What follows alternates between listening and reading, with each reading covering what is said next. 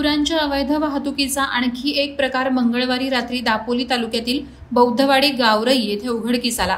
दाभोळ सागरी पोलीस ठाण्याच्या पोलिसांनी गाडी आणि मुद्देमालासह गाडी चालकाला ताब्यात घेतलं। या प्रकरणी दोघांवरती गुन्हा दाखल करण्यात आलाय। नानटेगावचे नागरिक नरेश मोहिते यांना गुरांची अवैध वाहतूक होत असल्याचा संशय आल्यावरून त्यांनी संशयित गाडीचा पाठलाग केला।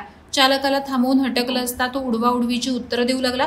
मोहिते यांचा संशय बळावल्यामुळे त्यांनी ही माहिती पोलिसांना दिली। घटनेचं गांभीर्य ओळखून दाभोळ पोलिसांनी तत्काळ घटनास्थळी जाऊन टाटा इंट्रा MH03 DV 9326 या टेम्पोसह चालकाला ताब्यात घेतलं। यावेळी त्या टेम्पोमध्ये एक काळ्या रंगाचा बैल सापडला। याबाबत दाभोळ पोलीस स्थानकाकडून मिळालेल्या माहितीनुसार दापोली तालुक्यातील वळणे बौद्धवाडी येथील सुरेश गणपत मोहिते याने त्याच्याकडील 20,000 रुपये किमतीचा 4 वर्ष वयाचा काळ्या रंगाचा बैल अब्दुल रौफ माखजनकर राहणार टेटवली तालुका दापोली जिल्हा रत्नागिरी याला विकला।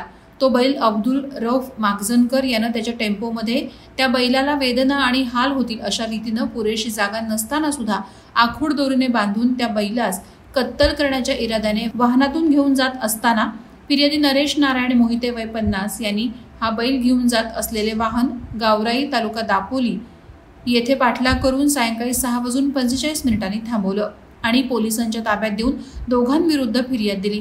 त्यावरून दाभोळ सागरी पोलीस ठाणे येथे विविध कलमांखाली गुन्हे दाखल करण्यात आले।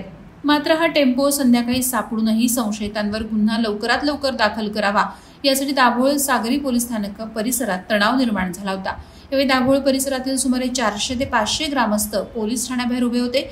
बंदोबस्तासाठी दापोली, गुहागर, मंडणगड, खेड तसंच रत्नागिरी मुख्यालयाचा असा एकूण 60 ते 65 जणांचा पोलीस स्टाफ असतानाही चालकावर गुन्हा दाखल करण्यासाठी रात्रीचे 1 वाजले। त्यामुळे हा तणाव निर्माण झाला होता। या सगळ्या प्रकरणाची गंभीर दखल जिल्हा पोलीस अधीक्षक धनंजय कुलकर्णी यांनी घेतली असून रात्री हा सगळा प्रकार त्यांना समजताच त्यांनी कोणताही अनुचित प्रकार घडू नये म्हणून पोलीस फोर्स घटनास्थळी तैनात केला होता। याबाबत दाभोळ सागरी पोलीस ठाण्याचे सहाय्यक पोलीस निरीक्षक अमोल गोरे यांच्या मार्गदर्शनाखाली अधिक तपास सुरू आहे। प्रहार डिजिटल न्यूज ब्युरो दापोली।